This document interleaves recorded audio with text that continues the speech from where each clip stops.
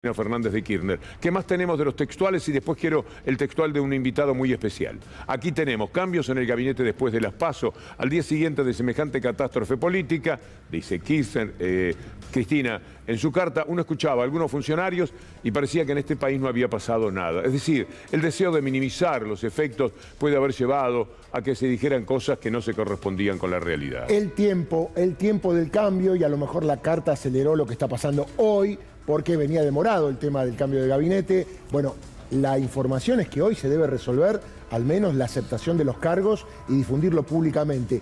Alberto Fernández habló en off con algunos periodistas y dijo que la unidad no se va a romper, que esto sigue en unidad de acá hasta el 2023 y de ahí en adelante. Es la responsabilidad que tienen, de verdad. Si esto llegase a romperse, estarían defraudando de un lado, del otro, de todos los sectores que ustedes quieran.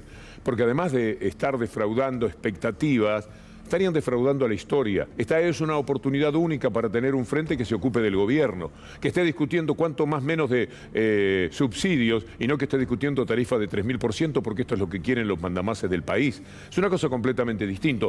Si no se discute esto, que casi podríamos decir enhorabuena, como lo decía ayer Leopoldo Moró, que esté en discusión, tendríamos que simplemente decir, bueno, fenómeno, 2000% de aumento de tarifa, ¿les parece bien? Sí, le parece bien a los que viven vendiendo la energía, pero no a los que tenemos que comprar la energía.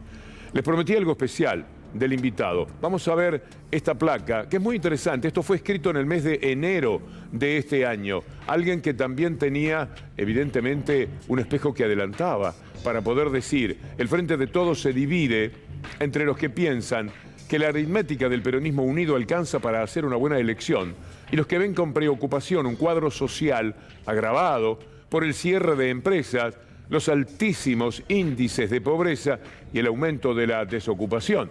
El 23 de enero de este año está escrito. Como sea, el presidente y su vice ya no disponen de tiempo para gobernar sin hablarse.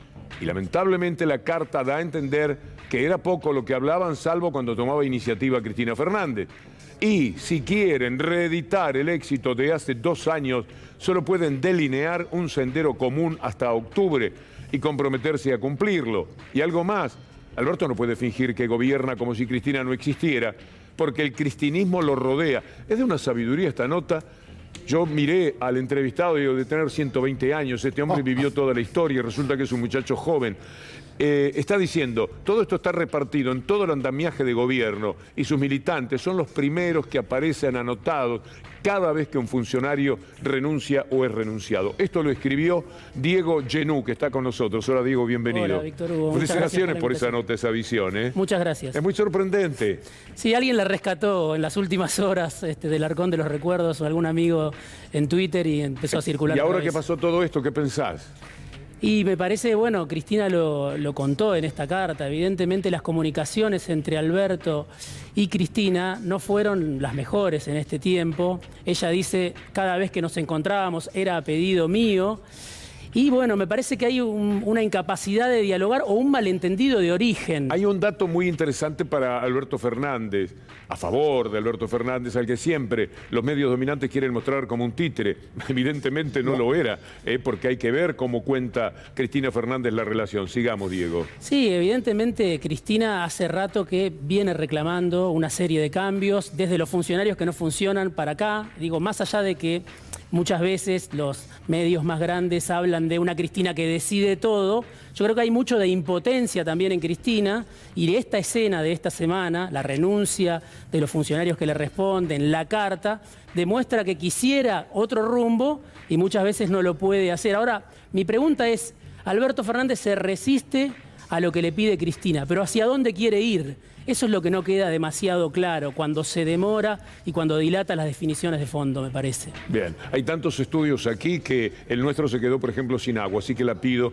porque uno se va secando la boca. Sí, estimado. Sí, Diego, quería preguntarte cuál es el rol de Sergio Massa ahora, cómo está la relación con Cristina Fernández, cómo está la relación con Alberto Fernández y qué crees que va a aportar de cara a la solución de esta interna. Bueno, Massa es un actor central. Obviamente es un actor que, a mi entender, ya no es el mismo que cuando se incorporó al Frente de Todos. Massa se incorporó al Frente de Todos porque Alberto en el 2019 tenía una obsesión. Decía, Massa es el único que suma votos, 5 puntos, 10 puntos, es el único que nos va a traer un plus. Bueno, de ahí para acá, yo creo que Massa se fue licuando en su capital electoral. Tiene otro valor quizá hoy en el Frente de Todos, pero perdió en Tigre en estas elecciones, ya había perdido en 2017 en Tigre. Entonces, lo que hoy Massa le aporta al Frente de Todos, me parece, es, por un lado, su sociedad con Máximo Kirchner, una sociedad que sorprendió a muchos porque se empezó a construir desde el Congreso, pero yo diría hoy trasciende las paredes del Congreso esa sociedad, Massa-Máximo. Y después Massa hacia adelante es un jugador muy ambicioso y hoy ya casi nadie piensa en el futuro, a largo plazo, en el frente de Todos. Ese es el frente, Diego, que tienen que preservar. A muchísimos kirchneristas, por ejemplo, no les gusta Massa. Debo decir, Massa tiene que ver con la cárcel que padece Milagro Sala. Ha sido socio a través del vicegobernador de Gerardo Morales. Y una de las injusticias más tremendas que hemos tenido que sobrellevar son las de los presos políticos, de las cuales la más nombrada, la que más nos duele, es Milagro Sala. Es decir, Massa es un personaje que hay que tragarse, que no es fácil. Bueno, como decís muy bien, ha licuado algunas de esas cosas y efectivamente podría tornarse en una persona más potable, tanto que los indican como el que estaría tratando de encontrar caminos de conciliación.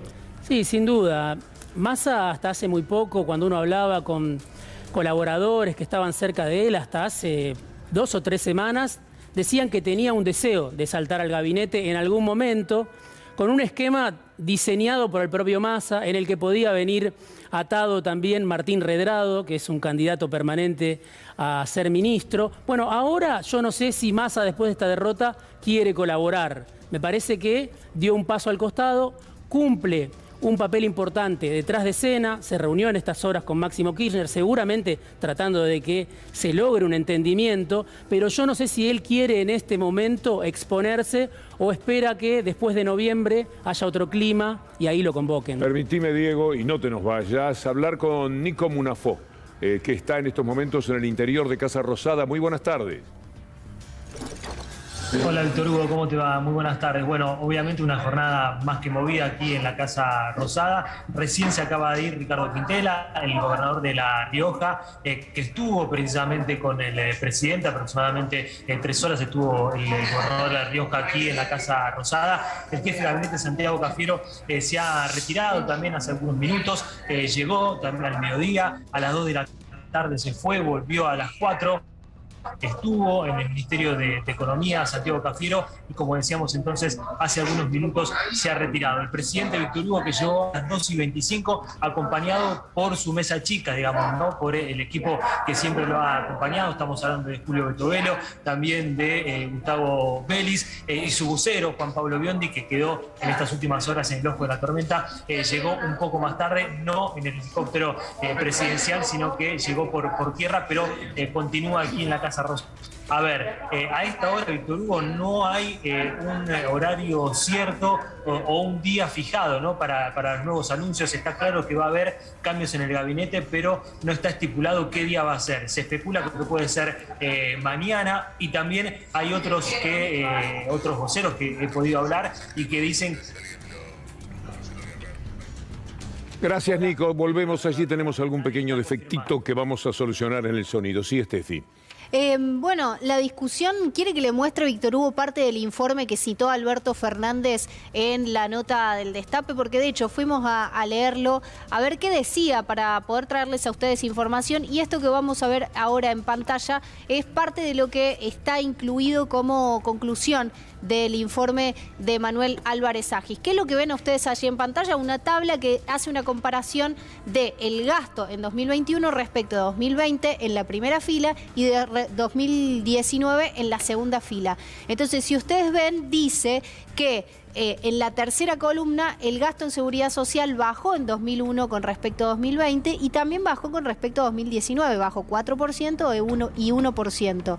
Y en la última columna ustedes ven los subsidios a la energía, subió 32% respecto a 2020 y 113% respecto a 2019. Eso es un poco lo que plantea el informe, esta especie de contradicción que existe entre aumentar los subsidios a la energía y el espacio fiscal que hubo para las partidas de la seguridad social. Tomo el guante que usted señalaba recién y Cristina Fernández de Kirchner podría decir: no es una o la otra, hay espacio para hacer las dos políticas al mismo tiempo, justamente debido a la ejecución presupuestaria. Creo que parte de eso es la discusión que le está planteando Cristina Fernández de Kirchner al presidente Alberto Fernández. Sí, de Manuel Álvarez Agis, que fue el viceministro, Steffi lo conoce obviamente, de Kicillof, en la etapa de Kicillof como ministro, hay muchos informes. Hoy Alberto Fernández citó ese que comentaba Steffi, pero yo recuerdo uno que escribió hace un mes, antes de las PASO, se titulaba "Les hablé con el corazón y me respondieron con el bolsillo",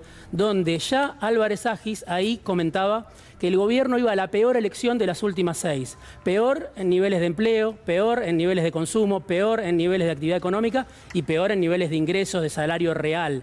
O sea, había indicios, yo creo, de que la sociedad la estaba pasando mal y que con la vacunación no alcanzaba. Esos indicios el presidente que leyó este informe no les prestó atención.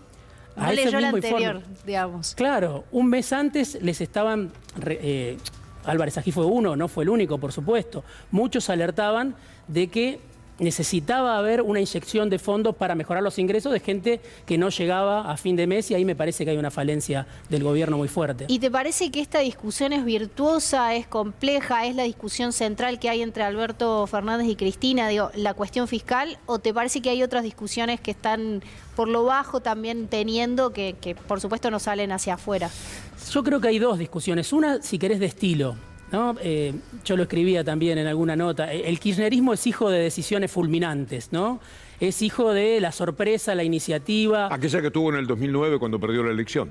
Sin duda, muchas que uno puede contar en la historia del kirchnerismo. Alberto Fernández tiene un ritmo que a veces desespera a sus propios colaboradores, ¿no? Entonces ahí tenés una diferencia muy profunda que Cristina la plantea en la carta, recordando lo que pasó en 2009, cuando al día siguiente de la derrota Kirchner renuncia al PJ, renuncia al jefe de gabinete y todo lo que ella cuenta en esa carta. Una diferencia de estilo. Después me parece que también hay una diferencia de fondo que tiene que ver con las trayectorias de cada uno. O sea, durante los años del macrismo, los que hoy forman el Frente de Todos, podemos decir, la pasaron mal. Los votantes la pasaron mal, los votantes del Frente de Todos, y la dirigencia también. Pero nadie la pasó tan mal como el kirchnerismo, ¿no? Muchos fueron a la cárcel, muchos fueron perseguidos, o sea, hubo una situación que otros no vivieron. Y de cara al futuro, si se repite una derrota del Frente de Todos, no todos se van a reciclar de la misma manera. Entonces me parece que hay ahí una discusión también, donde Cristina tiene una urgencia por recuperar los votos, que finalmente son el principal sostén, me parece, del kirchnerismo. Sí, la urgencia fundamental es para el propio pueblo, porque si se produce una derrota tan estrepitosa como la que tuvieron ahora, las posibilidades para el 2023 se hacen muy chicas, porque no va a poder gobernar, porque le va a quedar un Congreso inamistoso, por decirlo de alguna manera, y ahí vendrían consecuencias muy graves para el país, mucho más que para Cristina Fernández de Kirchner, que ya hizo su historia, pero el país la está escribiendo, y la escribe con mucho dolor, con mucha hambre, con muchas necesidades sociales mientras tanto, y sabemos bien que la derecha no va a satisfacer, Diego, ninguna de esas demandas de la sociedad. Sí, le quería preguntar a Diego, porque él en mayo hablaba un poco de las fricciones que habían dentro del Frente de Todos en relación a la discontinuidad del IFE o el acuerdo con el Fondo Monetario Internacional. ¿Cómo crees que sigue ahora en relación a esto? Bueno, el IFE obviamente ahora en estas elecciones, digo, yo creo que se abren dos tiempos. Hay un tiempo hasta noviembre, donde evidentemente el gobierno va a intentar de inyectar fondos, en eso creo que no hay discusión. Quizá haya lo que se parece a un IFE, quizá haya un aumento en la tarjeta alimentaria, en la UH, bueno, el aumento del salario mínimo al 46%, o sea, inyectar fondos, lo que no se hizo, hacerlo ahora hasta noviembre. Y no se inyectaron fondos porque yo me hice mi propia modestísima teoría, que es, pensando el gobierno como pensaba que le iba a ir bien en esta etapa de las PASO, decía, vamos a guardar esto para noviembre, para que en noviembre hagamos una diferencia muy fuerte que nos permita efectivamente tener cantidades de legisladores, etcétera, como para gobernar. Porque de otra manera, lo que van a hacer ahora es la aceptación de que estaba ese dinero.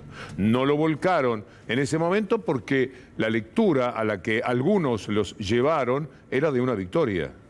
Sí, el gobierno evidentemente minimizó el deterioro crónico de los ingresos de, millones de personas, 20 millones de personas bajo la línea de pobreza, los datos del INDEC, eso demandaba, por supuesto, una inyección de fondos. Se va a hacer ahora, se va a hacer tarde y viene después de el ajuste que hizo Martín Guzmán durante los primeros 6 meses del año, ¿no? Buscando evitar que haya un desorden macroeconómico, buscando evitar una devaluación, con los argumentos que Guzmán le dio a Cristina y no hubo acuerdo en esa discusión, pero uno dice, ¿para qué se hizo ese ajuste si no se fue al acuerdo con el fondo? Bueno, ahora quedó pendiente el acuerdo con el fondo. Cristina misma dice, no vamos a poder usar los derechos especiales de giro para inyectar en los sectores de menor recursos, le vamos a tener que pagar al fondo con la plata del fondo. Digo, estos cortocircuitos en la cúpula del gobierno le trajeron un costo en muchos planos a la vez. El primero electoral, lo estamos viendo. El segundo también en la estrategia de salida de esta crisis, ¿no? Ahora queda pendiente la deuda monumental que contrajo Macri con el fondo y todavía está pendiente hasta qué punto se va a tensar o no con el fondo y qué fuerza tiene el Frente de Todos a partir de ahora para tensar con el Fondo Monetario Internacional. ¿Qué papel juega la sociedad también? ¿Va a haber una convocatoria social para respaldar al gobierno frente a la pulseada con el fondo? Sí, pero una reunión en la plaza de 400.000 personas no es suficiente cuando tenés que negociar con estos delincuentes internacionales que le han hecho tanto daño a la Argentina. Lo que tenés que hacer es sentarte a la mesa con ellos y decirle, ustedes son unos delincuentes y van a tener que esperar. Y jugar muy firme y decirlo, gritarlo en las Naciones Unidas, gritarlo en la Organización de Estados Americanos, aunque la OEA sea algo bastante inútil, es decir, en todos los foros internacionales. Confrontar políticamente, más que con la discusión política, si el Fondo Monetario en algún momento dice, no, yo quiero cobrar ahora. No tiene ningún derecho a llevarse por delante los derechos de la Argentina. Diego Genú es autor de este libro, El peronismo de Cristina. Es un libro especial, ¿eh? 2 palabras para el final sobre el contenido de este libro que me has regalado y que seguramente voy a considerar. Bueno, es un libro que cuenta, porque pasan tan rápido las cosas en la Argentina y son tan vertiginosos los acontecimientos. Por un lado es una ayuda a memoria, podemos decir, de cómo surgió el Frente de Todos, ¿no? ¿Dónde estaban estos protagonistas cuando Macri asumió, por ejemplo, en 2015? ¿Cómo jugaron frente a Macri? ¿Cuáles fueron sus aliados? ¿Cuáles fueron los que apostaron al peronismo del medio? ¿Cuáles fueron los que finalmente volvieron, algunos de ellos arrepentidos, a la costa de Cristina, ¿no? Está esa conformación y después está también el primer año del Frente de Todos. Las dificultades del gobierno, las discusiones, la pandemia, el rol de la Cámpora, el rol de Martín Guzmán. Está en la tercera edición, te ha ido muy bien con este libro, ¿eh? Está yendo es de la bastante gente bien. de siglo XXI. Siempre andan con capos los del siglo XXI, porque ellos fueron los que lanzaron los primeros libros de Adrián Paenza, por ejemplo, que ahora se venden en cualquier parte del mundo. Sí. Y vos también sos un campeón. Muchas gracias. Muchas gracias, Víctor Hugo. El señor...